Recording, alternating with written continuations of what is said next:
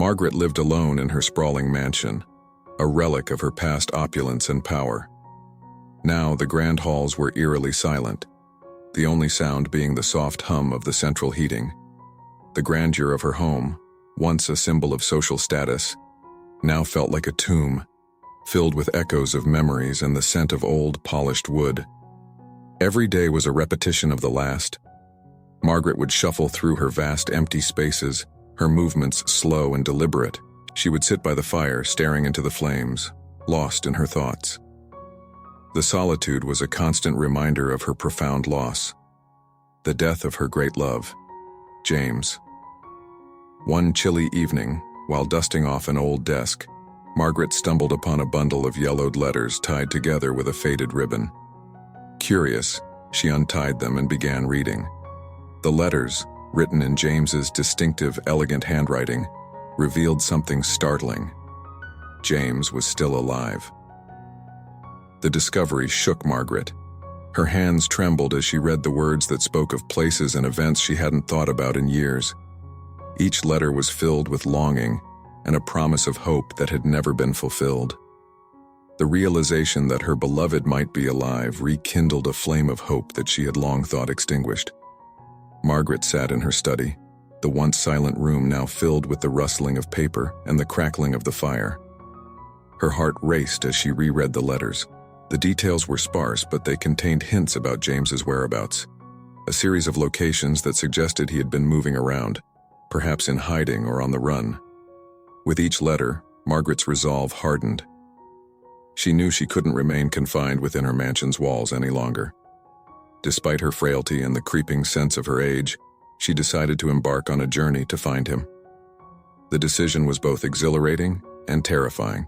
Margaret hadn't traveled far from her home in years, her world having shrunk to the confines of her mansion and the surrounding grounds. The thought of venturing into the unknown, of stepping beyond her comfort zone, was daunting.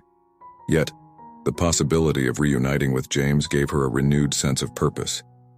As she began to prepare for her journey, she revisited old photographs and memorabilia that chronicled her past life with James.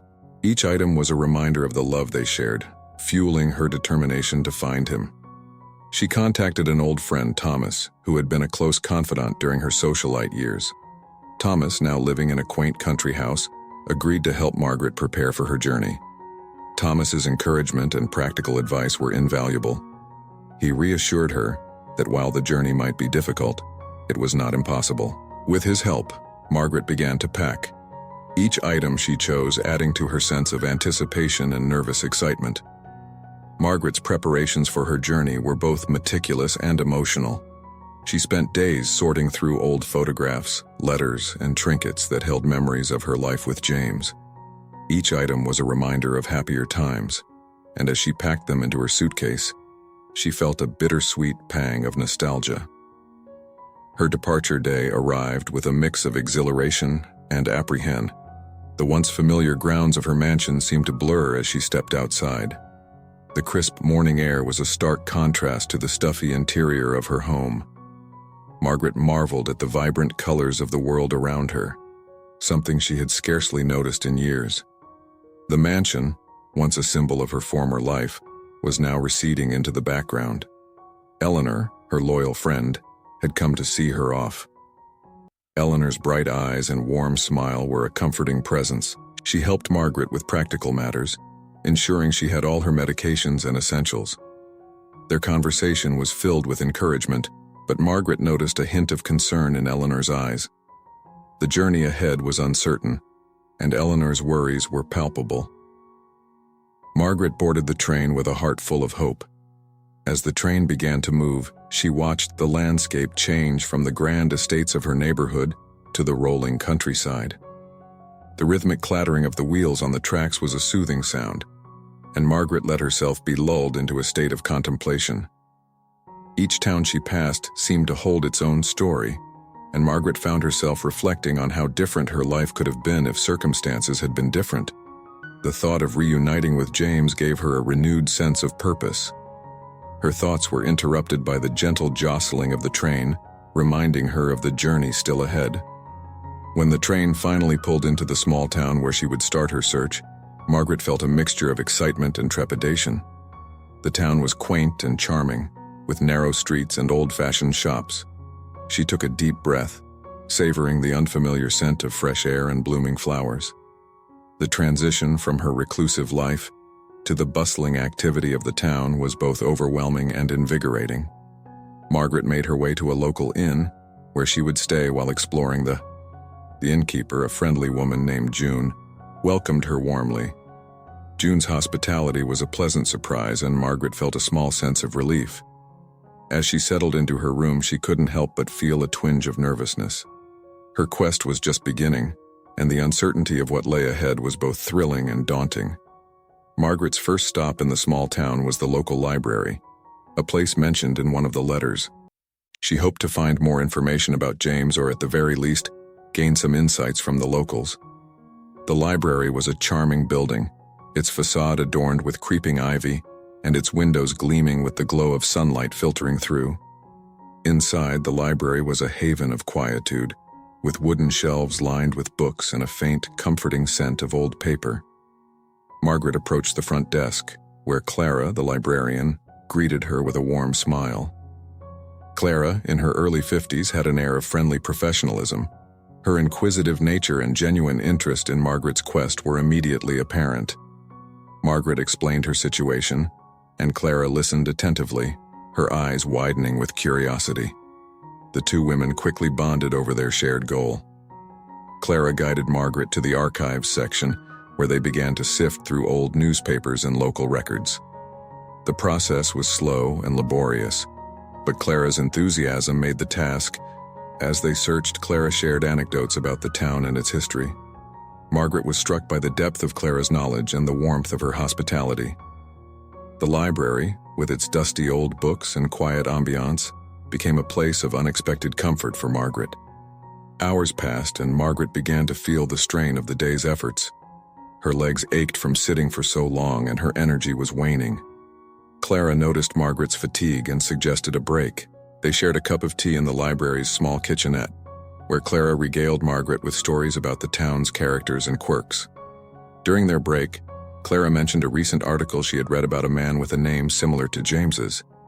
The article detailed a sighting of a man fitting James's description in a neighboring town. Margaret's heart skipped a beat as she absorbed the news. The article's details were scant, but the mention of a familiar name was enough to renew her deep. With Clara's encouragement, Margaret prepared to travel to the neighboring town. The transition from the calm of the library to the bustling activity of the town square was a jarring but welcome change. Margaret's spirits lifted as she imagined the possibility of finding James. The journey was far from over, but the unexpected encounter with Clara had given her a renewed sense of hope and purpose. Margaret's journey to the city was filled with anticipation. She navigated the bustling streets and towering buildings, feeling both exhilarated and overwhelmed by the urban environment. The city was a stark contrast to the serene lake and quaint guest house she had left behind. The old warehouse mentioned in the photograph was located in a part of the city that had seen better days. It was an industrial area with warehouses, factories, and a general sense of decay. As Margaret approached the warehouse, she felt a pang of anxiety. The area was far removed from the elegance she had once known. The warehouse itself was a large, dilapidated building, with broken windows and a rusted exterior. Margaret hesitated at the entrance, the enormity of the task ahead weighing on her. She took a deep breath and pushed open the heavy door. Inside, the warehouse was vast and shadowy, with dust motes floating in the dim light that filtered through the grime-covered windows. Margaret's footsteps echoed as she walked through the space, her heart pounding with each step. She called out for James, her voice trembling with emotion. As she explored the warehouse, she encountered various obstacles. The structure was unstable, with debris scattered across the floor. Margaret struggled to navigate the treacherous terrain, her physical limitations becoming more apparent. Her legs ached, and she was out of breath, but she pressed on, determined to find answers. During her search, she stumbled upon a hidden corner of the warehouse. There she found a stack of old crates and boxes. Margaret carefully examined them, hoping to find any clues. As she opened one of the crates, she discovered a collection of old letters and documents, some of which were addressed to James. The letters were from various people, including friends and acquaintances who had tried to reach out to James over the years. One letter, in particular, caught Margaret's eye. It was written by a woman named Sarah, and it mentioned a meeting that James had planned to attend. The letter contained an address and a date, suggesting that James might have been in contact with Sarah around the time he disappeared. Margaret's heart raced as she realized the significance of the discovery. The address mentioned in the letter was in a part of the city she had not yet explored. She felt a renewed sense of determination, knowing that finding Sarah could be the key to locating Jam. With her next destination clear, Margaret left the warehouse feeling both exhausted and invigorated. The journey ahead would be challenging, but she was more determined than ever to find James and uncover the truth behind the letters and the mysterious woman named Sarah. Margaret's encounter with Henry had given her a promising lead. The next day, she arranged to meet Mr. Lawson, hoping his insights would bring her closer to finding James. The meeting was scheduled at a small, upscale cafe where Lawson often went to socialize. Mr. Lawson was an elegant older gentleman with a distinguished air. He welcomed Margaret with a courteous nod and invited her to sit. As they spoke, Margaret explained her quest and the significance of the warehouse. Mr. Lawson listened intently, his eyes reflecting a mix of curiosity and recognition. "I remember the warehouse well," Mr. Lawson said after a moment of reflection. "In fact, I was involved in several dealings there. I can't recall all the specifics, but I do remember that James was interested in something related to a significant project." Margaret's heart raced. The pieces of the puzzle were starting to come together. "Do you know where James might have gone after leaving the warehouse? Any leads or contacts that might help?" Mr. Lawson thought for a moment. There was a notable event that occurred shortly after James's last visit. It was a charity gala organized by a prominent figure. James was mentioned as having connections to that event, though I don't know the exact details. Margaret took note of the information, feeling a surge of hope. She realized that the charity gala could be a crucial lead. The next step in her journey was to investigate this event and see if it provided any clues about James's whereabouts. As she left the cafe, Margaret felt a renewed sense of purpose. The information from Mr. Lawson was valuable, and the upcoming investigation into the charity gala promised new possibilities. The journey was far from over, but each step brought her closer to uncovering the truth about James and their shared past. Margaret's heart pounded with anticipation as she was escorted through the grand halls of the estate. The opulence of the mansion was a stark contrast to the modest surroundings she had encountered during her journey. It was a place where many influential people held confidential meetings. Margaret leaned forward, eager for more details. "Do you know if James Randall was connected to these meetings, or if he had any associations with the people involved?" Mr. Lawson's expression grew contemplative. James Randall. That name does ring a bell.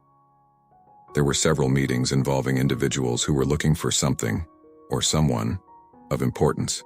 The walls were adorned with exquisite artwork, and the air was filled with the faint scent of roses. Margaret was led through a series of elegantly appointed rooms until they reached a spacious, tastefully decorated study. The room was an embodiment of classic refinement, with its high ceilings, rich wood paneling, and an array of antiques that spoke of a life well lived. Behind a large, polished mahogany desk sat an elderly gentleman whose dignified presence and calm demeanor immediately captured Margaret's attention. His hair, silvered with age, framed a face marked by wisdom and kindness. His eyes, though aged, sparkled with a clarity that seemed to see right through her. Margaret's heart raced as she took in the sight of the man she had long believed lost. With a voice tinged with both hope and trepidation, she spoke. "Mr. Randall?" The gentleman looked up, his gaze locking with hers. His eyes widened in recognition, and a look of disbelief mixed with joy crossed his face. "Margaret? Is it truly you?" His voice was a rich, warm murmur, each word laden with emotion. Margaret felt tears spring to her eyes, her vision blurring as the weight of the moment bore down on her. "James," she whispered, her voice breaking. "I've been searching for you. I found your letters, and they led me here." James stood up from behind the desk, his hands trembling slightly. I never thought I'd see you again," he said, his voice cracking with emotion. He moved around the desk, his steps hurried yet deliberate, and before Margaret could react, he enveloped her in a tight embrace. The years seemed to melt away as they held each other. The embrace was a powerful release, a flood of relief and love pouring out after so long. Margaret clung to James, her tears soaking into his shoulder, her sobs muffled by the warmth of his embrace. "I missed you so much," she murmured, her voice choked with emotion. James pulled back slightly, his hands gently cupping her face as he looked into her eyes. "I never imagined you'd come looking for me," he said softly, his voice filled with awe. "The letters. I wrote them as a way to reach out, to let you know I was thinking of you. But I never believed you'd actually come." Margaret smiled through her tears. "I had to," she said, her voice trembling. "Finding those letters was like finding a piece of my heart that I thought was lost forever. I couldn't rest until I knew the truth." They settled into comfortable chairs by the fireplace, the crackling flames casting a warm glow over their faces. James began to recount his story, his voice steady but filled with a deep sadness. "After we lost touch, I faced a series of personal and professional challenges. I had to go into hiding, for reasons that seemed beyond my control. The letters were my way of reaching out, but circumstances kept me from contacting you directly." Margaret listened intently, her heart aching as James spoke of his trials and tribulations. "I thought of you every day," James continued. "I never wanted to hurt you by disappearing, but I had no choice. I hoped that one day I might be able to explain everything." As they talked, Margaret shared her own journey, her struggles with the mansion's solitude and the void James's absence had left in her life. They found solace in each other's stories, their bond rekindled by the shared pain and joy. The connection between them, though tested by time and distance, proved as resilient as ever. The evening wore on, filled with heartfelt conversation and laughter that came as a sweet relief after the long silence. Margaret and James spent hours reminiscing about their past, sharing their dreams and hopes for the future. Despite the bittersweet nature of their reunion, marked by the joy of finding each other again and the sadness of the lost years, they were eager to look forward.